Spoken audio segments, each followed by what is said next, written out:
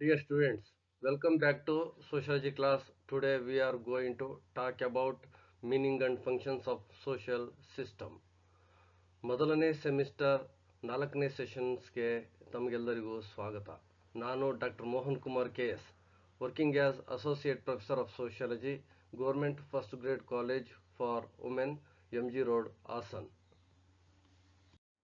Introduction. Social system is one of the fundamental concepts of sociology and is often used interchangeably with human society. ಸಾಮಾಜಿಕ ವ್ಯವಸ್ಥೆ ಎಂಬುದು ಸಮಾಜಶಾಸ್ತ್ರದ ಮೂಲಭೂತ ಪರಿಕಲ್ಪನೆಗಳಲ್ಲಿ ಒಂದಾಗಿದ್ದು, ಸಾಮಾನ್ಯವಾಗಿ ಮಾನವ ಸಮಾಜ ಎಂಬುದಕ್ಕೆ ಪರ್ಯಾಯವಾಗಿ ಇದನ್ನು ಬಳಕೆ ಮಾಡುವ ಕ್ರಮವಿದೆ.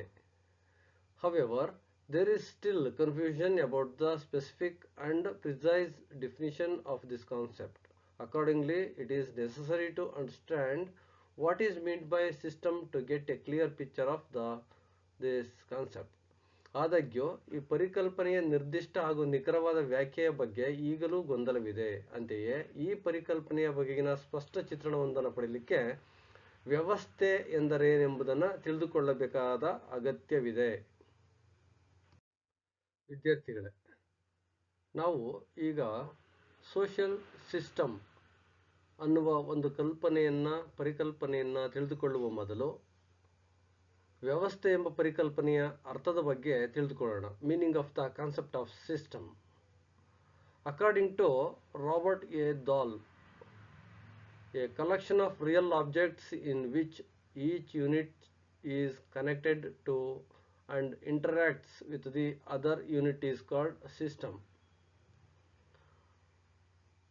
ವಾಸ್ತವಿಕ ವಸ್ತುಗಳ ಸಮುಚ್ಚಯದಲ್ಲಿ ಪ್ರತಿಯೊಂದು ಘಟಕವು ಉಳಿದ ಘಟಕಗಳೊಂದಿಗೆ ಸಂಪರ್ಕ ಹೊಂದಿದ್ದು ಪರಸ್ಪರ ಅಂತಃಕ್ರಿಯೆಯಲ್ಲಿ ತೊಡಗಿದ್ದರೆ ಅದನ್ನು ಒಂದು ವ್ಯವಸ್ಥೆ ಎನ್ನಬಹುದು. ವ್ಯವಸ್ಥೆಯ ಕಲ್ಪನೆಗೆ ಉದಾಹರಣೆಯಾಗಿ ಮಾನವ ಶರೀರವನ್ನು ನಾವು ನೋಡುವುದಾದರೆ, example of the human body as a system. The human body is a prime example of the concept of a system. It illustrates how the various organs of the human body are arranged in an orderly manner. ವ್ಯವಸ್ಥೆಯ ಕಲ್ಪನೆಗೆ ಮಾನವ ಶರೀರವು ಒಂದು ಪ್ರಶಸ್ತವಾದ ಉದಾಹರಣೆಯಾಗಿದೆ. ಮಾನವ ಶರೀರದ ವಿವಿಧ ಅಂಗಾಂಗಗಳು ಹೇಗೆ ಕ್ರಮಬದ್ಧವಾಗಿ ಜೋಡಣೆಗೊಂಡಿವೆ ಎಂಬುದನ್ನು ಅದು ಸ್ಪಷ್ಟಪಡಿಸುವುದು. System. If the human body is like a large system, then each of its organs which performs a specific function is also like a small system. There are different organs or parts for different functions such as eating, breathing, digesting the food eaten, excreting what is not needed from the body, seeing, touching, smelling, hearing, sound, etc. Thus, in the human body, there are many complementary and dependent systems such as the digestive system, respiratory system, circulatory system, nervous system, endocrine system, sensory system, etc., which are responsible for the overall form and function of the body.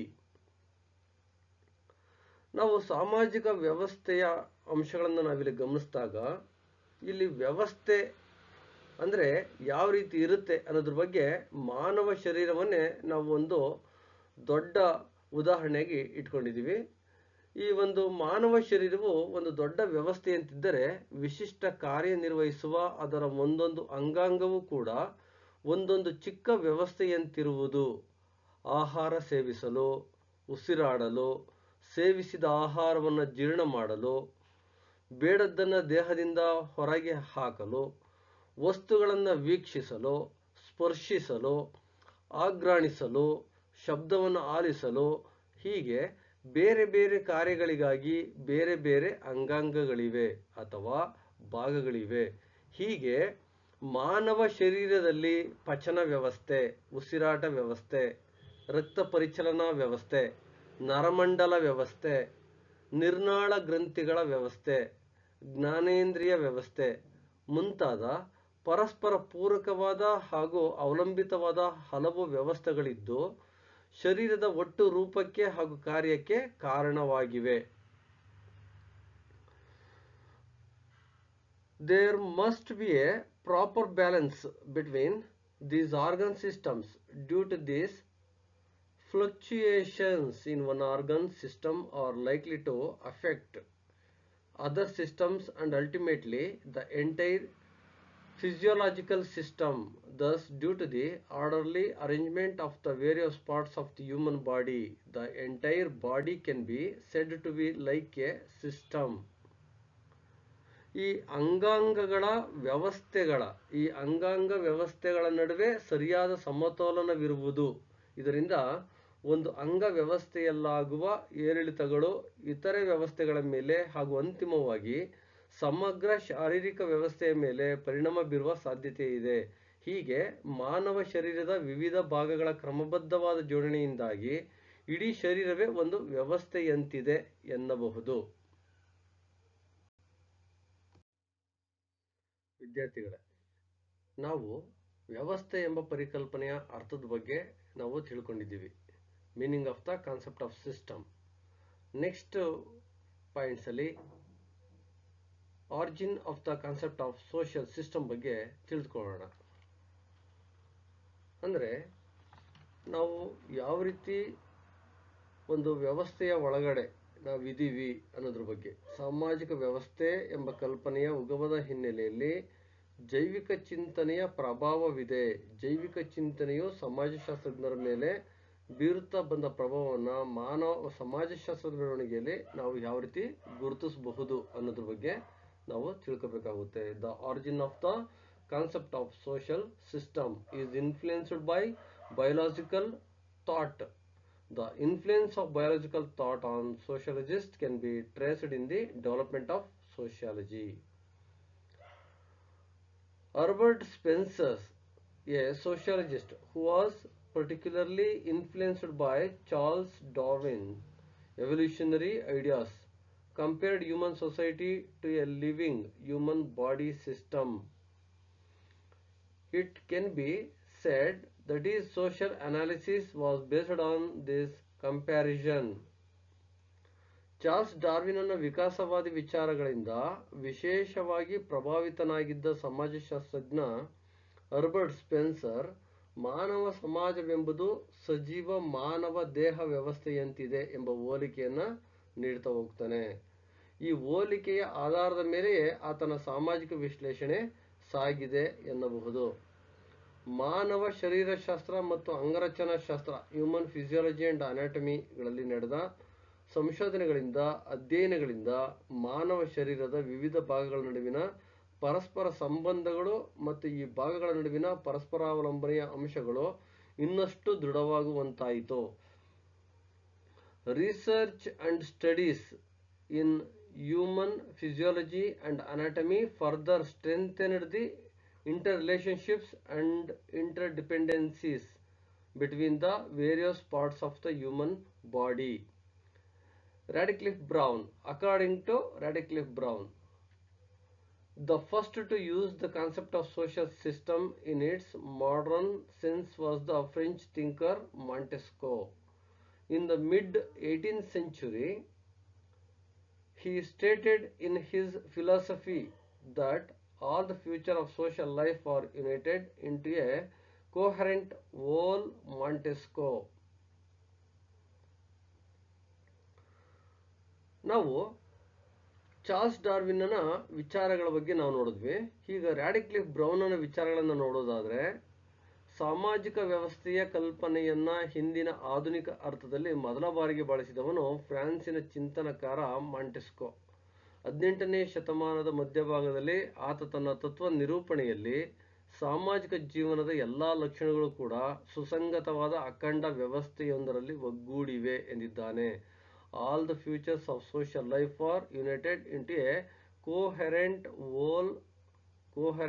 Whole. Montesquieu ನ್ಯಾಯಶಾಸ್ತ್ರದ ವಿದ್ಯಾರ್ಥಿಯಾಗಿದ್ದ ಆತನು ಸಮಾಜದ ಕಾನೂನುಗಳು ಯಾವ ರೀತಿಯಲ್ಲಿ ರಾಜಕೀಯ ಸಂವಿಧಾನ, ಆರ್ಥಿಕ ಜೀವನ, ಧಾರ್ಮಿಕತೆ, ಜನಸಂಖ್ಯೆಯ ಗಾತ್ರ ಹವಾಮಾನ, ಜನರ ರೂಢಿ ಸಂಪ್ರದಾಯಗಳು ಮತ್ತು ಸಾರ್ವತ್ರಿಕ ಇಚ್ಛೆ ಅಥವಾ ಸಾಮಾನ್ಯ ಸಂಕಲ್ಪ ಮುಂತಾದವುಗಳೊಂದಿಗೆ ಸೇರಿಕೊಂಡಿವೆ ಅಥವಾ ಸಂಬಂಧಿಸಿವೆ ಎಂಬುದನ್ನು ಅಧ್ಯಯನ ಮಾಡ್ತಾ ಹೋಗ್ತಾನೆ. ನಾವು origin of the concept of social system ಅನ್ನೋ ಒಂದು ಕಲ್ಪನೆಯಲ್ಲಿ ನಾವು ಚಾರ್ಲ್ಸ್ ಡಾರ್ವಿನ್ನ ವಿಚಾರಗಳು ಮತ್ತು ರಾಡಿಕ್ಲಿಫ್ ಬ್ರೌನರ ವಿಚಾರಧಾರೆಗಳನ್ನು ನಾವು ತಿಳ್ಕೊಳ್ತಾ ಇದ್ದೀವಿ.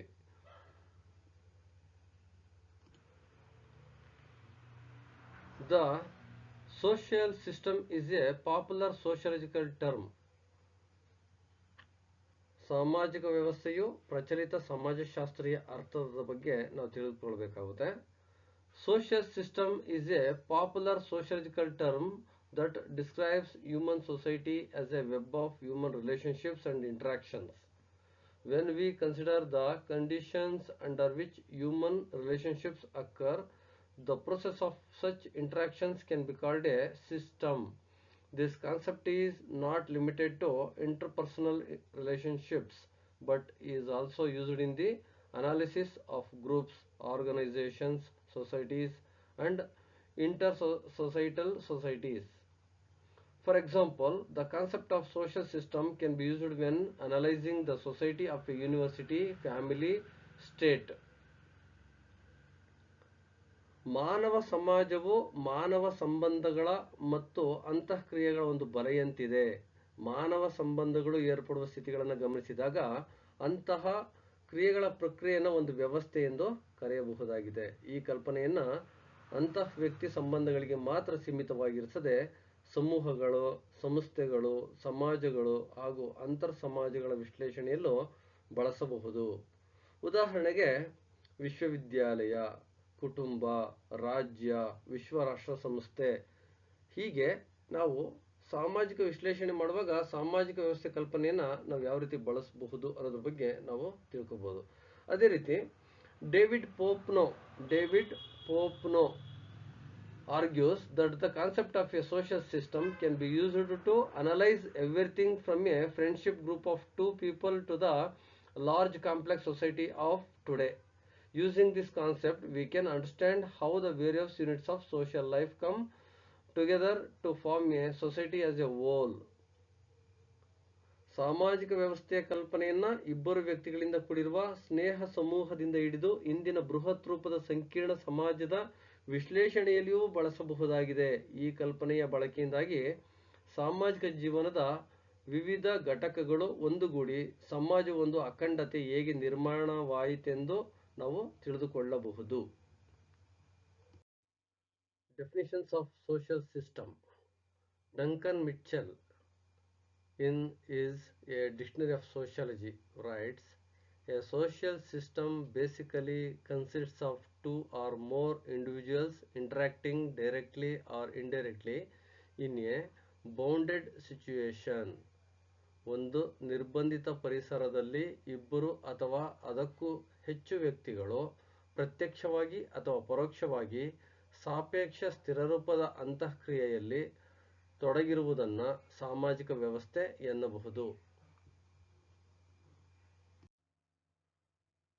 W.F. Ogburn has simplified Talcott Parsons' definition of social system in the following way. A social system may be defined as a plurality of individuals interacting with each other according to shared cultural norms and meanings. ಸಾಮಾಜಿಕ ವ್ಯವಸ್ಥೆಯ ಬಗ್ಗೆ ನೀಡಿರುವ ವ್ಯಾಖ್ಯೆಯನ್ನು ಆಗ್ಬರ್ ಮತ್ತು ನಿಮ್ಕಾಫ್ ರವರು ಈ ಮುಂದಿನಂತೆ ಸರಳಗೊಳಿಸಿದ್ದಾರೆ.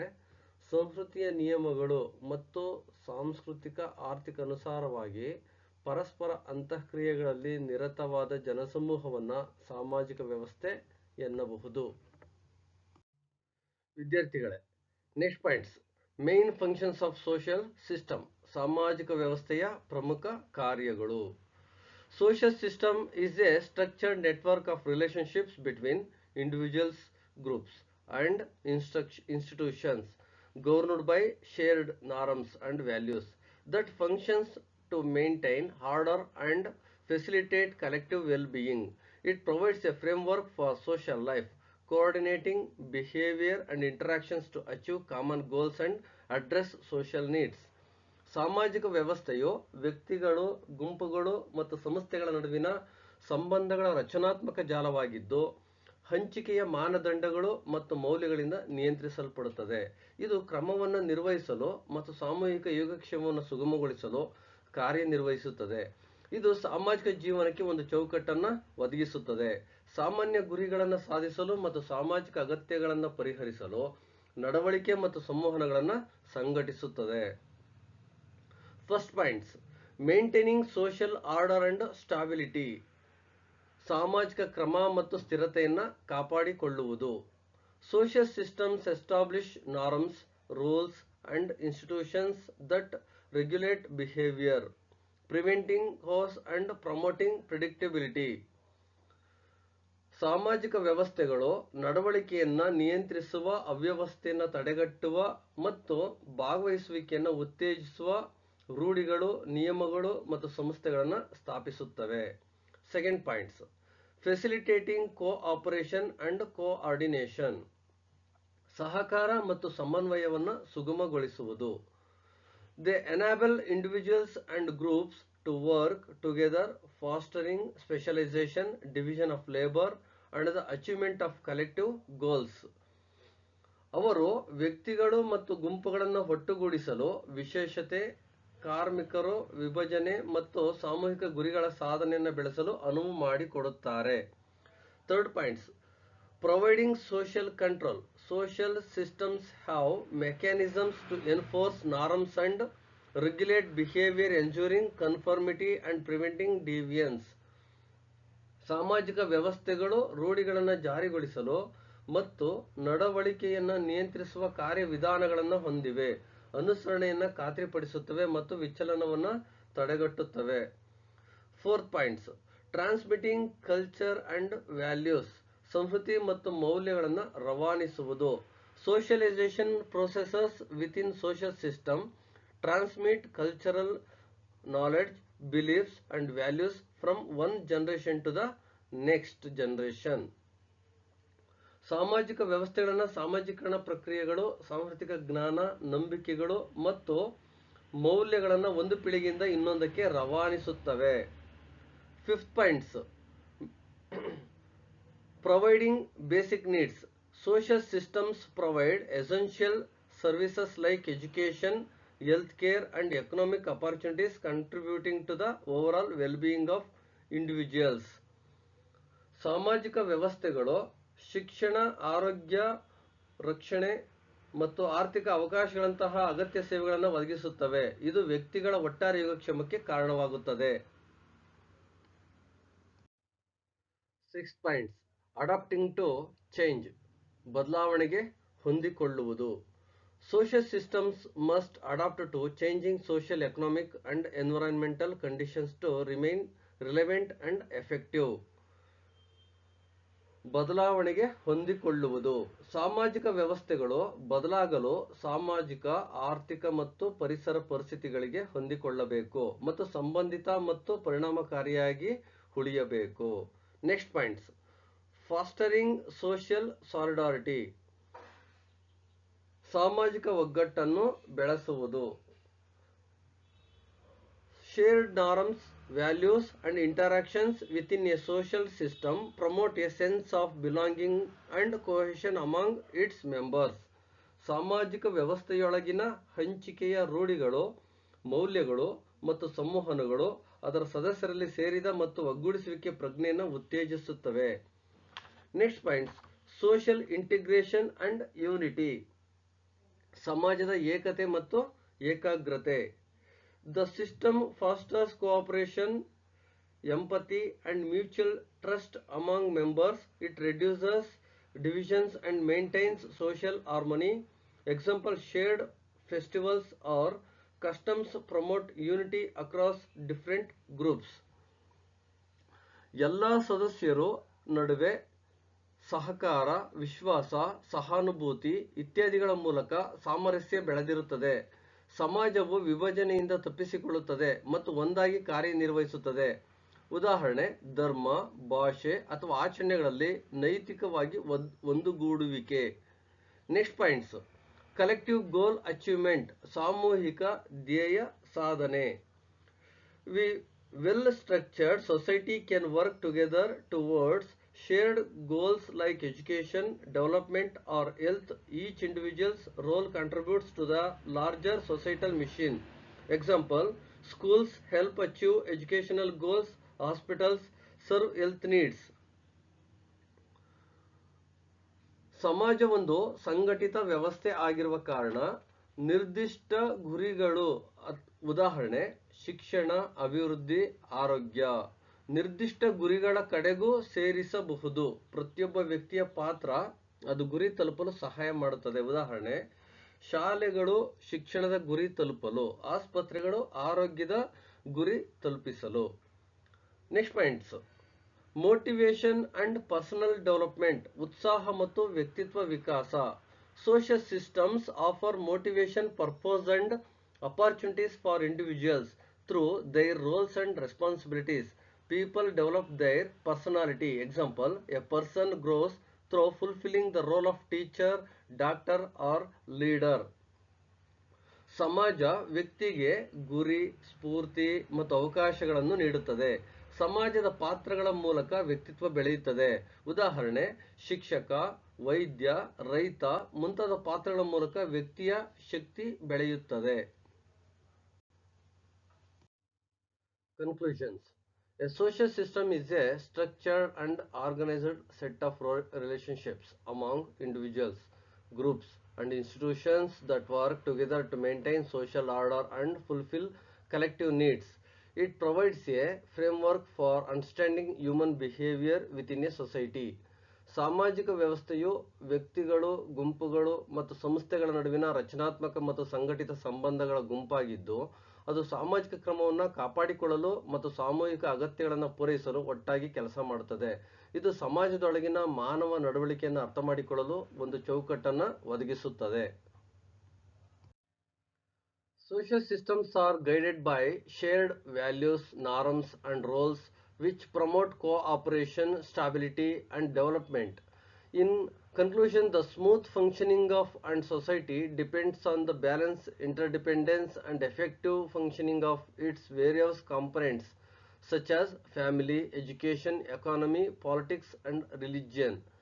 ಸಾಮಾಜಿಕ ವ್ಯವಸ್ಥೆಗಳು ಹಂಚಿಕೆಯ ಮೌಲ್ಯಗಳು, ರೂಢಿಗಳು ಮತ್ತು ಪಾತ್ರಗಳಿಂದ ಮಾರ್ಗದರ್ಶಿಸಲ್ಪಡುತ್ತವೆ. ಇದು ಸಹಕಾರ, ಸ್ಥಿರತೆ ಮತ್ತು ಅಭಿವೃದ್ಧಿಯನ್ನು ಉತ್ತೇಜಿಸುತ್ತದೆ. ಯಾವುದೇ ಸಮಾಜದ ಸುಗಮ ಕಾರ್ಯನಿರ್ವಹಣೆಯು ಕುಟುಂಬ, ಶಿಕ್ಷಣ, ಆರ್ಥಿಕತೆ, ರಾಜಕೀಯ ಮತ್ತು ಧರ್ಮದಂತಹ ಅದರ ವಿವಿಧ ಘಟಕಗಳ ಸಮತೋಲನ, ಪರಸ್ಪರ ಅವಲಂಬನೆ ಮತ್ತು ಪರಿಣಾಮಕಾರಿ ಕಾರ್ಯನಿರ್ವಹಣೆಯನ್ನು ಅವಲಂಬಿಸಿರುತ್ತದೆ.